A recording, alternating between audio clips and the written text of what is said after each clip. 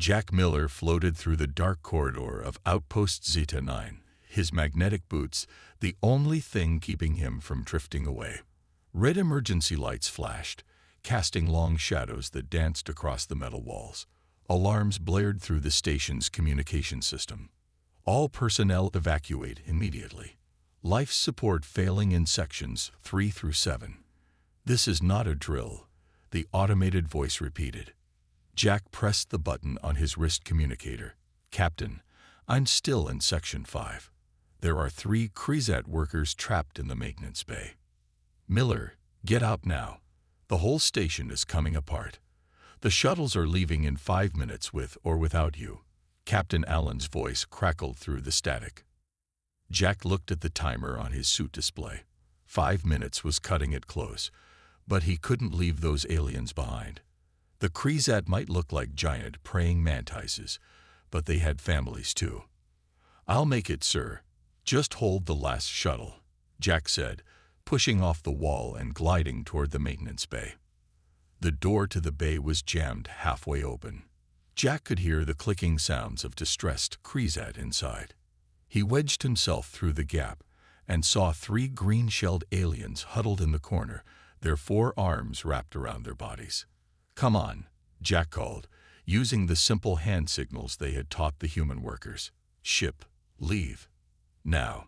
The largest Krezat clicked its mandibles and pointed to the smallest one. Its leg was trapped under a fallen beam. Jack didn't hesitate. He pushed over to them and braced himself against the wall before lifting the beam with all his strength. The Krezat pulled its injured companion free, clicking in what Jack hoped was thanks. Move. Now. Jack pointed to the door. The timer on his wrist showed 3 minutes remaining. The Krezat hurried through the door, carrying their injured friend. Jack followed, his heart pounding in his chest. They moved as fast as possible through the corridors toward the docking bay. Jack's communicator buzzed again. Miller, where are you? We've got the Krezat workers you sent, but the station's core is destabilizing. We need to leave now. Captain Allen sounded desperate. Almost there, sir. Just 2 more sections. Jack gasped, pushing harder. Suddenly, a loud explosion rocked the station. Jack was thrown against the wall, his head slamming into a pipe. Sharp pain shot through his skull before darkness claimed him. When Jack opened his eyes, the alarms had stopped. His head throbbed and something wet trickled down his face. Blood. He touched the cut on his forehead and winced. Captain. Anyone there? Jack called into his communicator. Only static answered him. Slowly, Jack pulled himself up and looked around. The emergency lights still glowed red, but the corridor was empty and silent. He checked his suit display. 2 hours had passed since the evacuation order. They left me, Jack whispered to himself. They thought I was dead. He made his way to the docking bay on shaky legs. As expected, it was empty. All shuttles were gone. Through the large observation window, Jack could see nothing but the endless block of space dotted with distant stars. Jack sat down heavily on a cargo container. The reality of his situation hit him like a punch to the gut. He was alone on a failing alien station with no immediate rescue in sight. The nearest human outpost was 2 weeks away at top speed. No one would be coming back for a dead man. He checked the station's systems from a nearby terminal. Life support was functioning in only 1/3 of the station. Food supplies were limited. At best, he had 30 days before either the air ran out or he starved. Think, Jack, think, he muttered to himself. You're an engineer. You can fix things. Jack took a deep breath and made a decision. He wouldn't die here. Somehow he would survive. With newfound determination, Jack stood up and headed toward the station's control center. There, he could assess the damage and make a plan. The Krezat had abandoned this place, but Jack Miller wasn't ready to give up. As he walked, a strange calmness settled over him. 30 days. He had 30 days to figure out how to stay alive on an alien station designed for a species that wasn't his own. The challenge had begun. Jack spent his first day exploring the parts of the station that still had air. He found the main control room and sat in a chair designed for the long-limbed Krizat. It was uncomfortable, but he didn't care. He needed to understand what he was dealing with. The control panels had some English labels alongside the Krizat script. This was a trade station, after all. Jack tapped at the screens, pulling up system diagnostics. The main reactor was stable, but running at half power. Life support was failing in most sections. Food and water recyclers were offline. "I can work with this," Jack said to the empty room. His voice echoed strangely in the alien space. He made a list of priorities: fix life support, restore power to essential systems, find food, and send a distress signal. The communication array appeared undamaged, but without enough power, his messages wouldn't reach beyond this star system. Jack gathered tools from maintenance lockers and began his work. The Krizat technology was advanced but followed logical principles. Jack had always been good at puzzles, and this was just a very complicated one with his life as the prize. By the end of the second day, Jack had rerouted power to extend life support to another section of the station. He found the galley where the Krizat stored their food. Most of it was edible for humans, dried insect matter and strange fungi. But in a storage area marked with a human symbol, he discovered emergency ration packs left for human visitors. If he was careful, they would last 2 months. On the third day, Jack found something unexpected. In a sealed room near the station's core, he discovered a damaged machine. It looked like a metal sphere with various appendages, about the size of a beach ball. When Jack approached, lights flickered across its surface. "Hello," Jack said, feeling foolish for talking to a machine.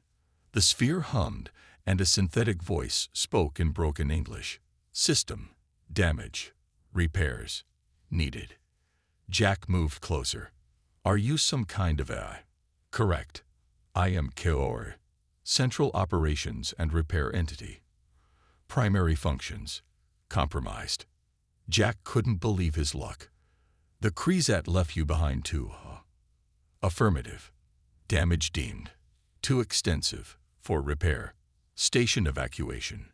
Priority." Jack circled the machine, examining it. "What's wrong with you exactly?" "Primary neural network. Damaged. Motor functions. Offline. Unable to perform. Station maintenance." An idea formed in Jack's mind. "If I help repair you, could you help me stay alive on this station?" Core's lights pulsed. "Affirmative. Symbiotic arrangement. Beneficial." For the next week, Jack split his time between keeping the station functioning and repairing Core. The AI guided him through its own repair process, explaining which components needed fixing. Jack scavenged parts from less important systems. As he worked, Core told Jack about the station. It was built by the Krizat 15 years ago as a trading outpost. 6 species regularly visited, including humans. The evacuation had been ordered when coolant lines to the reactor ruptured, threatening an overload. "But you prevented catastrophic failure," Core said. Its voice was smoother now, less broken. "Just barely," Jack replied, connecting a final wire inside Core's casing. "Let's see if this works." He closed the access panel and stepped back.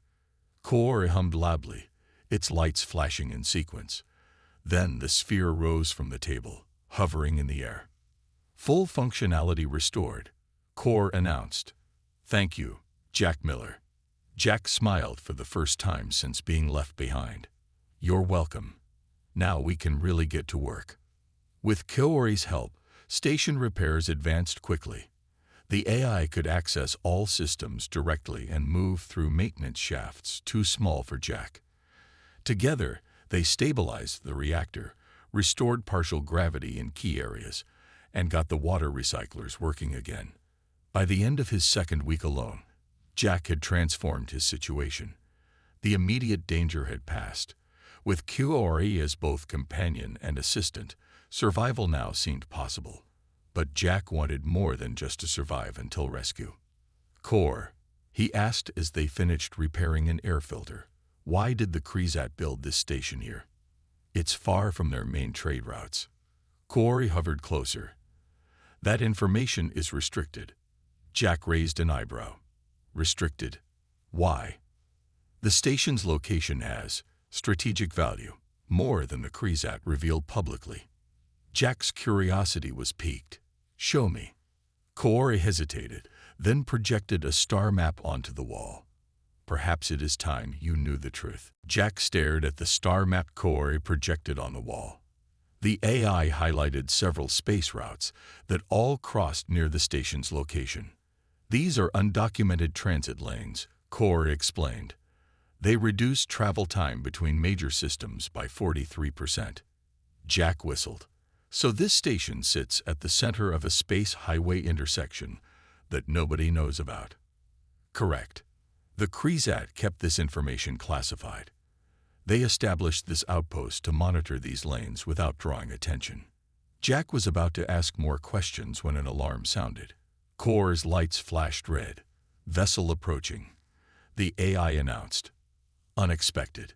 No scheduled arrivals in database. Jack's heart raced. Human ship. Rescue. Negative.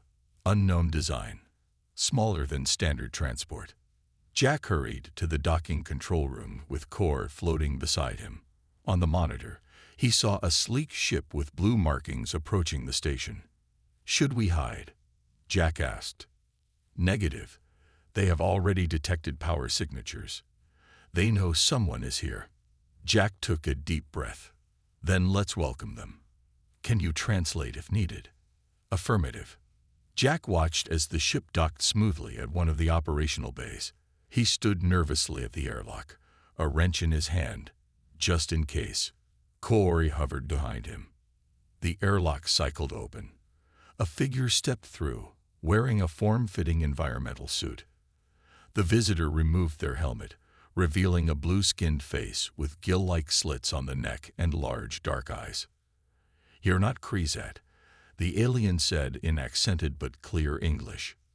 Neither are you, Jack replied, lowering his wrench. I'm Jack Miller, human maintenance engineer. The alien looked surprised.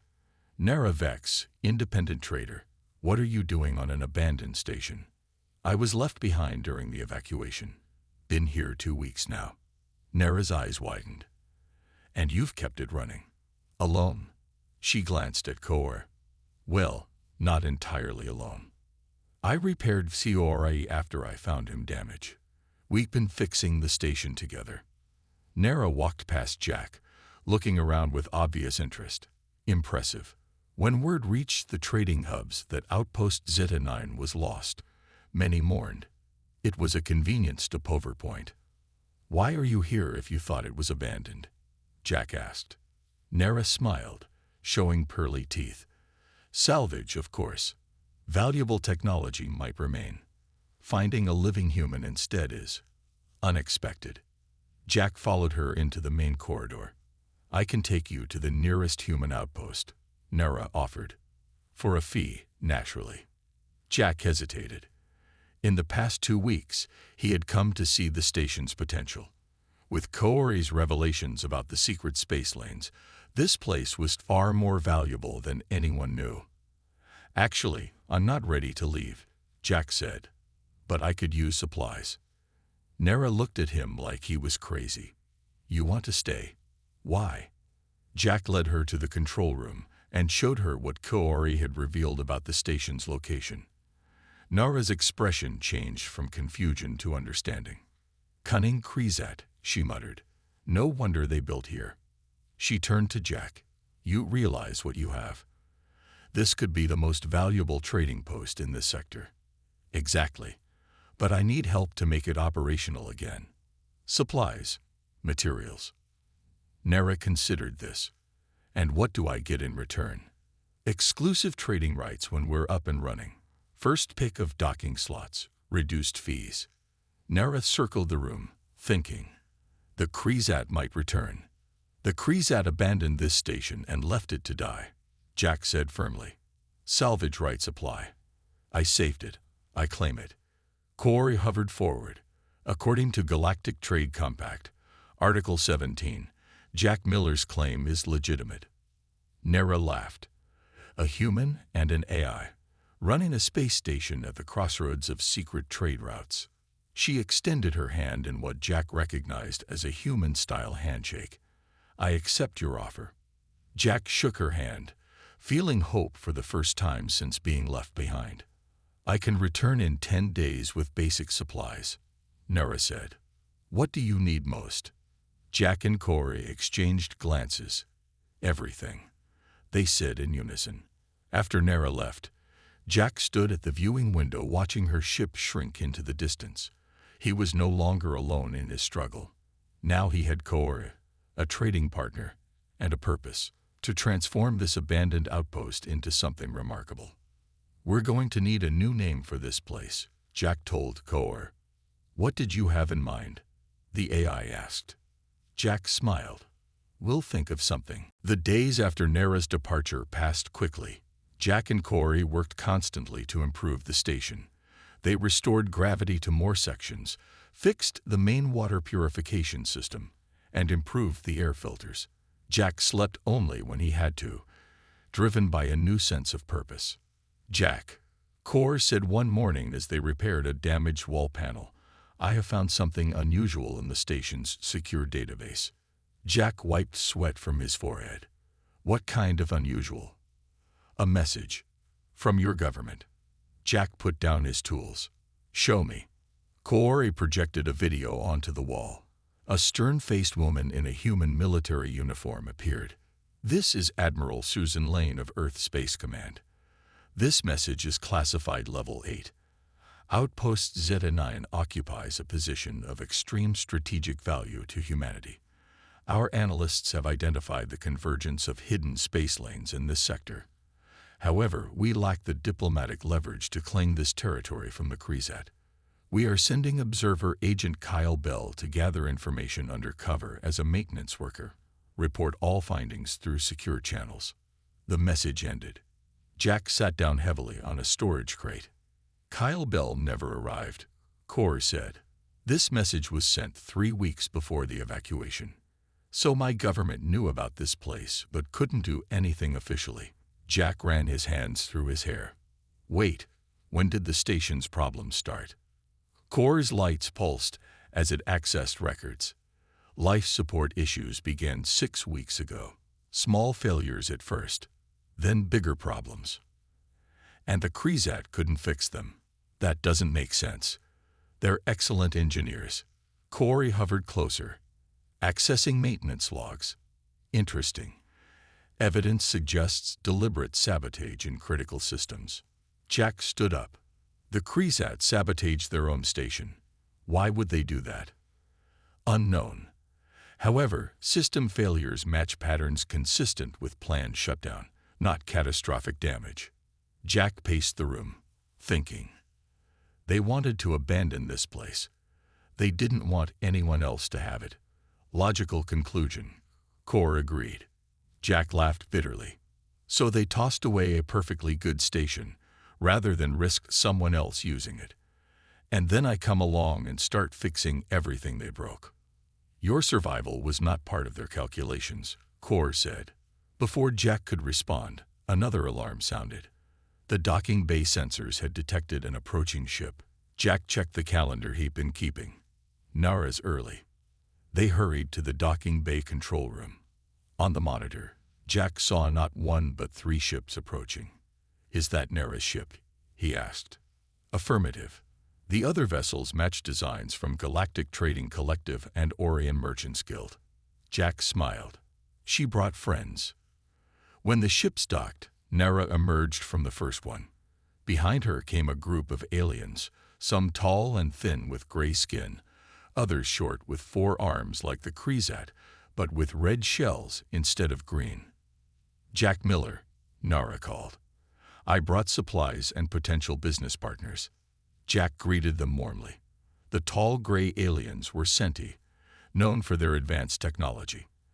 The 4-armed red aliens were Vora, rivals of the Krezat and excellent traders. We were skeptical when Nara told us a lone human had claimed Outpost Zeta 9. said Kel, the Senti leader. "But we are intrigued by the possibility of a neutral trading post at this location. The Krezat kept this place exclusive for too long," added Zorak, the Vora merchant. "We bring gifts of food, tools, and materials to show our interest in future cooperation." Jack watched as crates of supplies were unloaded. He had expected Nara to return with basic necessities, but this was far more. These aliens saw the potential in what he was trying to do. "Jack Miller," Nara said quietly, "you asked for supplies, but I brought you something more valuable. Allies." Jack nodded, suddenly aware of how much bigger this was becoming. He wasn't just surviving anymore. He was building something important, something that could change trade routes and relationships between species. "Thank you," he told them all. "Let me show you what we've accomplished so far and what we plan to do next." As Jack led the group through the station with Kor hovering beside him, he felt a strange mixture of pride and nervousness. He had been left for dead, but somehow he had found himself at the center of something that mattered. "The Krezat won't be pleased," Zorak warned. Jack smiled. "Let me worry about the Krezat. This station isn't going to be what it was before. It's going to be better." 1 month after Nara's return with allies, the station was unrecognizable. What had been dark, failing corridors now hummed with life and activity. With the supplies and help from the Senti and Vora, Jack had transformed the main sections of the station. Jack stood in the new central plaza, watching aliens from 5 different species move about. Some were setting up small trading booths, others were installing new lighting systems. The plaza had once been a storage area, but Jack had seen its potential as a gathering space. "Your idea to create a common area where all species can meet comfortably was inspired," Kor said, hovering at Jack's shoulder. Jack smiled. "On Earth, we have places called town squares where people gather to talk, trade, and connect. Every good community needs a heart." Nara approached, carrying a tablet with lists of incoming ship requests. "We have 8 more vessels asking for docking permission this week," she said. "Word is spreading fast." "Do we have enough space?" Jack asked.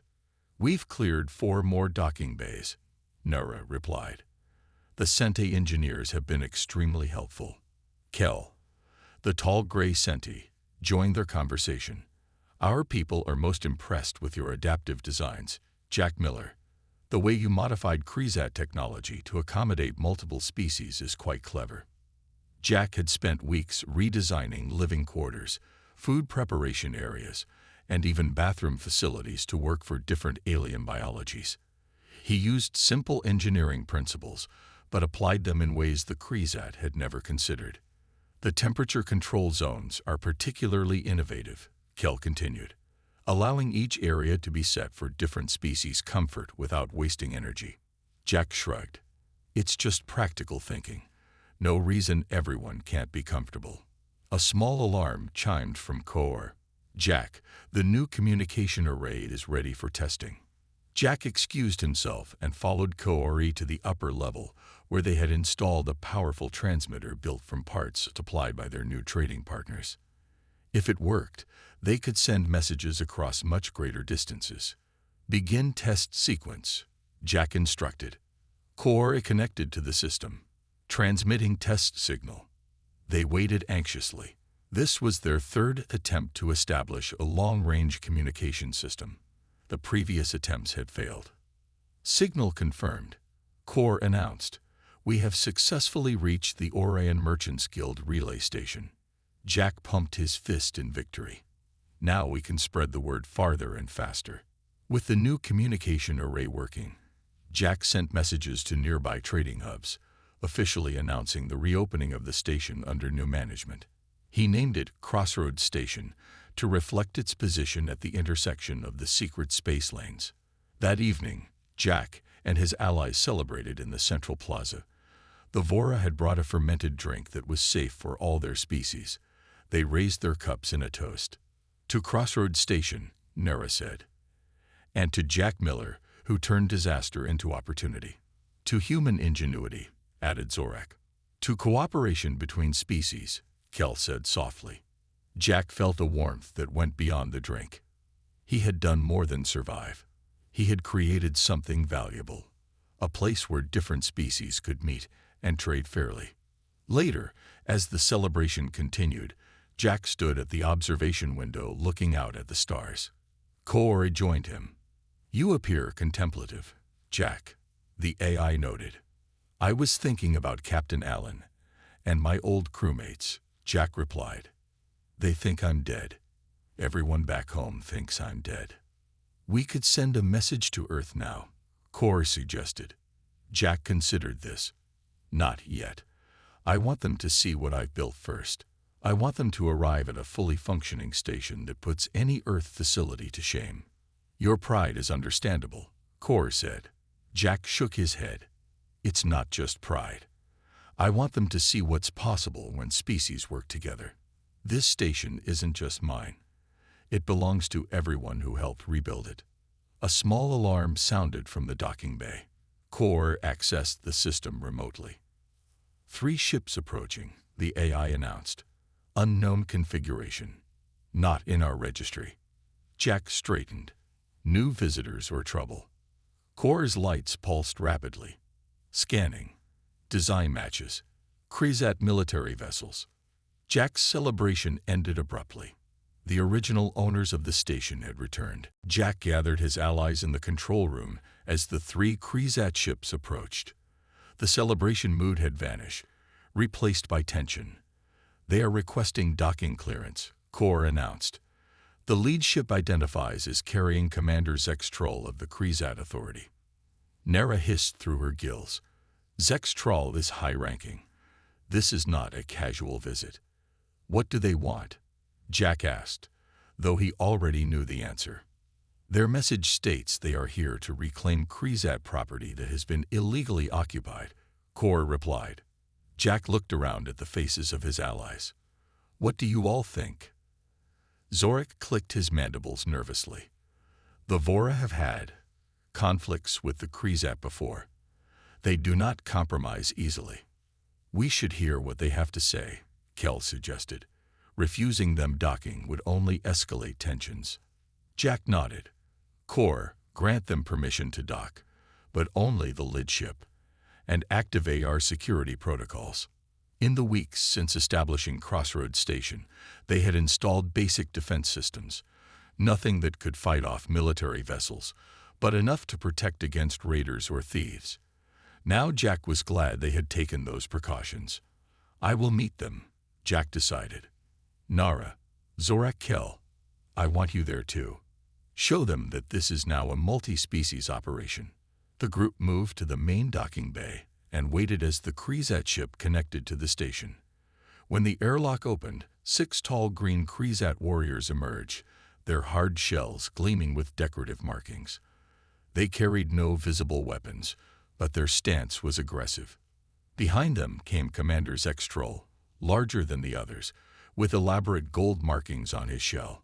His 4 eyes fixed on Jack immediately. "So," Zextrol said in perfect English, "you are the human who has claimed our station." Jack stepped forward.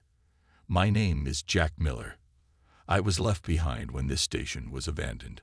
Under galactic salvage laws, I claimed it after making essential repairs." Zextrol's mandibles clicked rapidly, a sign of irritation. Jack had learned. "This outpost belongs to the Krezat Authority. Your claim has no standing. You will gather your belongings and leave immediately." The commander looked at the other aliens. "All of you." Nara moved to Jack's side. "The station was officially abandoned. We have records of the evacuation order." "A temporary evacuation due to technical difficulties," Zextrol countered. "Not abandonment." Jack crossed his arms. "Technical difficulties. You mean the sabotage your people carried out?" Zextrol's posture shifted slightly. "What are you implying, human?" "Core," Jack called. The AI hovered forward, projecting maintenance records into the air between them. These logs showed deliberate damage to critical systems. Your people broke this station on purpose because you didn't want anyone else to have it. The commander studied the floating data. Those records could be falsified. They carry Krezat authentication codes. Core responded. They are genuine. Jack pressed his advantage. You abandoned this station. I saved it. Under Article 17 of the Galactic Trade Compact, my salvage claim is valid. Zextral's antennae twitched. This location has strategic importance to the Krezat people. We will not surrender it to a cooperative of scavengers. We know about the secret space lanes, Jack said. That's why you built here, and that's why you destroyed it rather than risk someone else controlling it. For a moment, the commander was silent. Jack could almost see him calculating his options. Finally, Zextral spoke again. The Krezat Authority has 12 warships within 2 days' travel of this location. If necessary, we will take back this station by force. The threat hung in the air. Jack felt his allies tense beside him. A military confrontation would be disastrous. Or, Jack said calmly, we could make a deal. Zextral's head tilted. What kind of deal? Crossroads Station operates as a neutral trading post with special benefits for the Krezat. Your ships receive priority docking, reduced fees, and exclusive trading rights for certain goods. In return, you recognize our independent status and provide protection. Why would we agree to such terms when we could simply take the station? Zextral demanded. Kel stepped forward, his tall gray form imposing. Because the Senti Confederation would view an attack on this neutral station very unfavorably. Zorik clicked his mandibles, as would the Vora Merchant League. Nera added, and the Vex Collective. Cord projected new data into the air. I have recorded and transmitted this conversation to all our trading partners. An attack now would have significant diplomatic consequences. Zextral stared at Jack, his alien face unreadable. You play a dangerous game, human. Jack smiled. I'm not playing. I'm building something better than what was here before. Something that benefits everyone, including the Krezat. 6 months after the confrontation with Commander Zextral, Jack stood at the main observation deck of Crossroads Station. The view had changed considerably.